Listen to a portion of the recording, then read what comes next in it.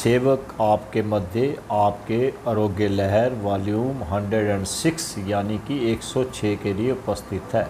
इस वॉल्यूम को दो भागों में विभाजित करेंगे।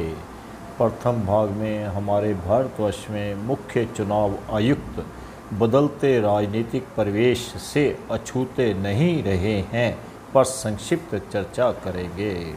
दूसरे भाग में कोवैक्सीन के दुष्प्रभावों पर भी संक्षिप्त चर्चा करने के साथ साथ आज के समय में अपने आप को इन दुष्प्रभावों से कैसे बचाया जा सकता है पर साधारण प्रयोग व क्रिया साझा करेंगे। अब आते हैं प्रथम भाग पर कि आज के बदलते राजनीतिक परिवेश में चुनाव आयोग का बदलता स्वरूप पर। माननीय भाइयों एवं बहनों, आपने माननीय श्री टी.एन. शेषन जी का कार्यकाल देखा व सुना होगा एवं श्री डॉक्टर S.Y. कुरैशी जी का कार्यकाल भी देखा व सुना होगा। लेकिन आज आश्चर्य जरूर हुआ होगा कि माननीय श्री राजीव कुमार जी के कार्यकाल को देखते व कार्य को देखते हुए एवं सेवक भी अपनी नॉलेज एंड बिलीफ के मुताबिक यह जरूर कहना चाहेगा कि आज चुनाव आयोग का कार्य निष्पक्ष नहीं लगता, जैसा कि आप इस the economic times of India new Delhi की कटिंग में पढ़ पा रहे होंगे कि माननीय कलकत्ता हाई कोर्ट को इंटरवीन करना पड़ा एक सिंगल बेंच द्वारा, जिसमें माननीय जस्टिस सुभाष भट्टाचार्य जी को यहाँ तक कहना पड़ा, जैसा कि आप पैरा 5 में पढ़ रहे होंगे कि election commission of India has grossly failed to address the complaints raised by petitioner in due time. तथा आप पैरा 2 एवं 3 में पढ़ पा रहे होंगे कि उन्हें मजबूरन इंजंक्शन ऑर्डर देना पड़ा। बीजेपी की तृणमूल कांग्रेस के प्रति उन एडवर्टाइजमेंट पर जो मॉडल कोड ऑफ कंडक्ट के खिलाफ थी 4 जून तक व अगले आदेश तक, क्योंकि इलेक्शन कमीशन ने समय पर ग्रीवेंसेज रिड्रेस नहीं कर सका था। The times of India new Delhi 18/5/2024 की इस कटिंग के पैरा 1 में आप पढ़ पा रहे होंगे कि लेट नाइट का वोटों का विवरण एवं संशोधित विवरण में ऊपर दर्शाई गई फिगर में 1,07,00,000 के करीब अंतर फेज 4 तक, तथा यह भी पढ़ पा रहे होंगे कि अगर इस अंतर को 379 कंस्टिट्यूएंसी से भाग करें यानी कि डिवाइड करें तो प्रति सीट पर 28,000 वोटों का स्पष्ट फर्क नज़र आ रहा है। तथा सेकंड पैरा की आखिरी 4 लाइन में आप पढ़ पा रहे होंगे कि फिगर फर्स्ट फेज के 11 दिन बाद तथा सेकंड, थर्ड और फोर्थ फेज के 4 दिन बाद आई हैं। एम पैरा 4 के लास्ट में आप पढ़ पा रहे होंगे कि असम में यह अंतर 78,000 से भी ज़्यादा पर कंस्टिट्यूंसी पर है, तथा एवरेज आंध्र प्रदेश में 69,000 यानी कि 69,000 पर कंस्टिट्यूंसी एवरेज पर है। केरला में 57,000 यानी कि 57,000 पर कंस्टिट्यूंसी पर आता है। कर्नाटका में 51,000 यानी कि 51,000 पर कंस्टिट्यूंसी आता है।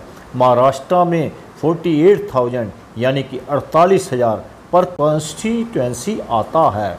The times of India new Delhi 23/5/2024 की इस कटिंग में आप पैरा 6 में पढ़ पा रहे होंगे कि 2019 में वोटिंग परसेंटेज हर फेज के इलेक्शन के बाद 5-6 दिन बाद दी गई थी एवं वोटों में बढ़ोतरी भी थी। तथा पैरा 5 में आप पढ़ पा रहे होंगे कि 2019 में भी 1.6% से लेकर 3.4% तक का बदलाव था। आप इस times of India new Delhi 26/5/2024 के पैरा 3 की लास्ट फ्यू लाइंस में पढ़ पा रहे होंगे कि माननीय मुख्य चुनाव आयुक्त ने कहा है कि 2019 से 22 to 23 स्टेट्स में जेंडर पोलिंग पर सेम प्रोसेस अपना रहे हैं। इसी न्यूज़पेपर के पेज 18 पैरा 6 में आप पढ़ पा रहे होंगे कि इस प्रश्न की एब्सोल्यूट डाटा 5 फेसेस के बाद ही क्यों दिया गया। माननीय श्री राजीव कुमार जी मुख्य चुनाव आयुक्त जी का कहना है क्योंकि चुनाव आयोग माननीय सर्वोच्च न्यायालय की वर्डिक्ट का इंतज़ार कर रहा था, लेकिन कहते हैं सच यह है कि पोलिंग डाटा हर समय अवेलेबल रहता है। आप सब ने माननीय पूर्व मुख्य चुनाव आयुक्त डॉक्टर SY कुरैशी जी के बयान भी सुने होंगे कि डाटा रात्रि को ही फॉर्म 17A से 17C के द्वारा प्रदर्शित कर दिया जाता रहा था। आपने इलेक्टोरल बॉन्ड के केस में भी सुना होगा कि स्टेट बैंक ऑफ इंडिया द्वारा कैसी कैसी दलीलें दी गई कि 6 महीने का समय लग सकता है। इसी तरह चुनाव आयोग ने भी अब इस समय सुप्रीम कोर्ट में जो शपथ पत्र दाखिल किया या जो भी आपने उनकी ग्राउंड सुनी तो आपको ज़रूर आश्चर्य हुआ होगा, लेकिन आपने अभी देखा कि उन्होंने अगले ही दिन उस तरह का डाटा भी आपके सामने ला दिया। सेवक इस वाक़े पर कि आज राजनीति के बदलते परिवेश का क्यों प्रयोग किया, क्योंकि आप सुन व देख रहे होंगे कि हमारे माननीय प्रधानमंत्री जी ने एक शब्द का प्रयोग किया, अब कांग्रेस एवं अपोजिशन के लिए मुजरा। अब आप यह अपने आप ही सोच सकते हैं कि ऐसे शब्द माननीय प्रधानमंत्री जी द्वारा शोभा देते हैं या 11 सालों से कांग्रेस को कोसते रहना क्या यह उचित लगता है। पहले 5 सालों की परियोजनाओं के बारे में बताया जाता था कि हमने क्या उसमें से प्राप्त किया और क्या रह गया है। अब यह बताना भी उचित नहीं समझा जाता, जैसा कि बेरोजगारी कितनी है और हम कितनी ख़त्म करने में कामयाब हो सके हैं तथा किसानों की आय हम दुगनी क्यों नहीं कर सके तथा आगे कैसे करेंगे। अब आते हैं भाग 2 आपके प्रश्न कोवैक्सीन वैक्सीन के साइड इफ़ेक्ट्स पर संक्षिप्त चर्चा पर। इस विषय में सेवक आपके साथ लॉकडाउन के समय में काफ़ी वॉल्यूम्स में चर्चा कर चुका है तथा कोवैक्सीन कंपनी के CEO द्वारा बताई गई सावधानियां भी न्यूज़पेपर साझा करते हुए आपके साथ ऑलरेडी चर्चा कर चुका है। यहाँ सेवक आपके साथ माननीय प्रोफेसर जो कि फ्रांस से हैं एंड 2008 में नोबेल पुरस्कार भी प्राप्त कर चुके हैं डॉक्टर ल्यूक मॉन्टेगियर जी का एक वीडियो द्वारा जो पहले भी साझा कर रहा है। आप स्वयं ही इससे अंदाज़ा लगा लेंगे कि इसके साइड इफ़ेक्ट या हमारे को जो वेरिएंट बार बार तंग कर रहे हैं क्यों कर रहे हैं, आप स्वयं ही सुन लीजिए। प्रोफेसर ल्यूक मॉन्टेग्नियर ने कहा कि वैक्सीन कोरोना वायरस को नहीं रोकती, वैक्सीन इसके विपरीत काम करती है, यानी वायरस को ताकतवर बनाती है। टीके से कोरोना के नए वेरिएंट ज्यादा खतरनाक होते हैं।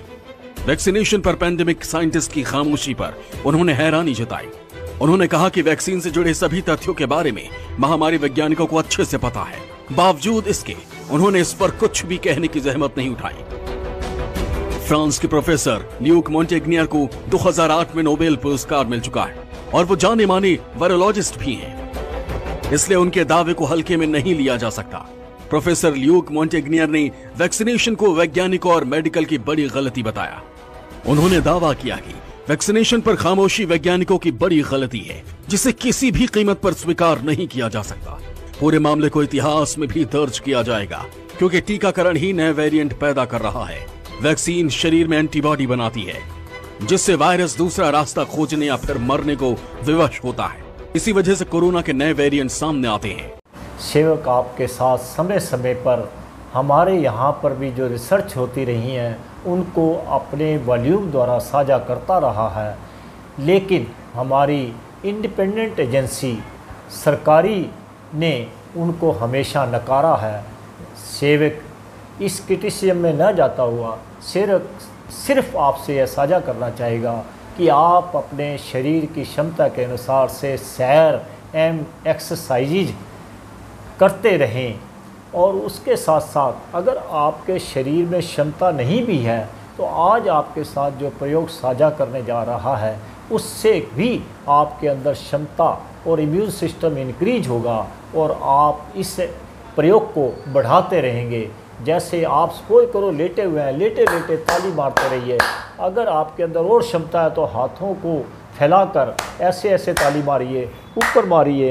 इस प्रकार से जब 1000-2000 आप तालियां मारना शुरू कर देंगे तो आपके शरीर में खून का संचार पूरे शरीर में, आपके पैरों के नखूनों से लेकर सिर की जहाँ पे हमारी चोटी होती है वहाँ तक संचार करना शुरू कर देगा, और आपको इस तरह के जो समय मौसम बदलने से वायरल आते हैं वो भी इफ़ेक्ट नहीं कर सकेंगे और आप स्वस्थ एवं प्रसन्न चित्त रहेंगे। इसके साथ ही सेवक आपसे इस वॉल्यूम को समाप्त करने की आज्ञा चाहता है। जय हिंद, जय भारत।